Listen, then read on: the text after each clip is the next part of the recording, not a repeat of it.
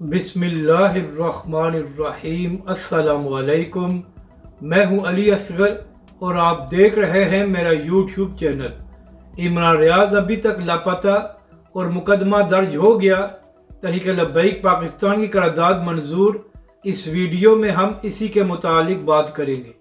नाज़रीन कराम, पिछले कई दिनों से सहाफ़ी और यूट्यूबर इमरान रियाज साहब गुमशुदा हैं और अभी तक यह मालूम नहीं हो सका कि इमरान रियाज खान को किसने अगवा किया है और वो कहाँ पर है।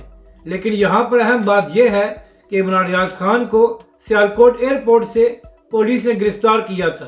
तो सबसे पहले पुलिस से ये सवाल करना चाहिए कि अगर आपने इमरान रियाज को गिरफ्तार किया था तो उसके बाद वो कहाँ चले गए। नाज़रीन कराम, अगर इमरान रियाज ने कोई गैर कानूनी काम किया है तो उनको अदालत में पेश करके उनके खिलाफ कानूनी कार्रवाई होनी चाहिए। इस तरह किसी को भी अगवा या लापता नहीं करना चाहिए। पाकिस्तान का कानून इसकी इजाज़त नहीं देता। जबकि दूसरी तरफ नाज़रीन कराम, यह मुकदमा भी दर्ज हो गया है कि नामालूम अफराद ने इमरान रियाज को गिरफ्तार कर लिया है।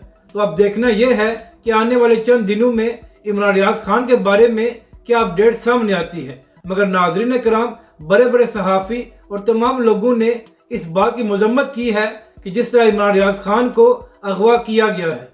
जबकि दूसरी तरफ नाज़रीन कराम, तहरीक लब्बैक पाकिस्तान की जानब से सिंध असम्बली में यह करारदाद पेश की गई है कि जो कुछ PTI के लोगों ने 9 मई को किया है तो उसके बाद PTI पर पाबंदी लगानी चाहिए। और नाज़रीन कराम, यह करारदाद तहरीक लब्बैक पाकिस्तान कराची के अमीर मुफ्ती कासिम फखरी साहब ने पेश की है और उसको सिंध असम्बली में मंजूर कर लिया गया है। नाज़रीन कराम, इसे मकाफात अमल कहते हैं कि 2 साल पहले तहरीक लब्बैक पर इमरान खान ने पाबंदी लगाई थी और आज तहरीक लब्बैक की जानब से PTI के हवाले से करारदाद पेश की गई है। अपनी राय का ज़रूर इजहार करें कि आपको ये वीडियो कैसी लगी और हमारे इस चैनल को भी सब्सक्राइब करें।